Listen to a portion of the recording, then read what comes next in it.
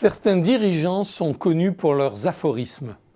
On rapporte que Jean-Louis Dumas, le patron d'Hermès, répétait dans la maison « Ne faites pas des produits laids, ils pourraient se vendre ». Avec cette concision autoportante, cette injonction prescriptive, cette construction paradoxale « Ne faites pas des produits laids, ils pourraient se vendre », le message est simple et clair. Cela signifie que Hermès doit faire dans le beau, que les meilleurs prescripteurs de nos produits sont nos clients, qu'on ne peut courir le risque de les voir montrer des produits laids portant notre signature. Ce serait trop négatif pour notre marque. Jean-Louis Dumas disait aussi « N'allez pas voir les boutiques des concurrents, vous risqueriez de les imiter ».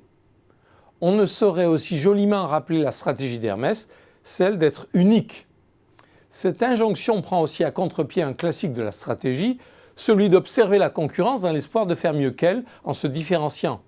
Or cela conduit en fait à se penser d'abord en référence à la concurrence, ce qui reviendrait à ne plus être en quête d'une certaine forme d'absolu et donc de véritable unicité. Jean-Louis Dumas disait aussi « Ne jetez pas l'argent par les fenêtres ou alors vers l'intérieur ». On sent bien la puissance évocatrice de telles maximes.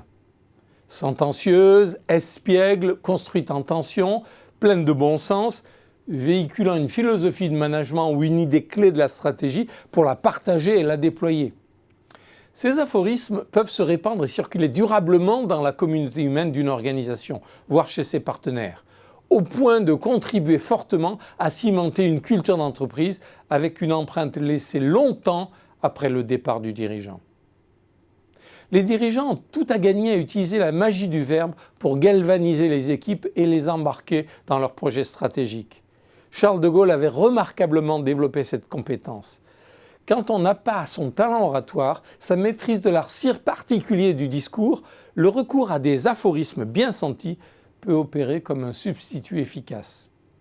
Il faut relire Auguste de Theuff et ses propos d'O.L. Barenton, confiseur, qui constitue un ensemble de tels aphorismes et autres maximes dans un style très Troisième République, frappé au coin du bon sens, humoristique, ironique, mordant, parfois acide, mais toujours terriblement efficace car très parlant. Quelques aphorismes du confiseur Barenton. La concurrence est un alcaloïde. À dose modérée, c'est un excitant. À dose massive, c'est un poison. Ou encore, ce n'est pas au pied du mur qu'on connaît le maçon. C'est tout en haut. Ou encore, plus un contrat règle d'éventualités prévues, plus il crée de dangers pour le cas où il s'en produit d'imprévus. La puissance des aphorismes traverse le temps.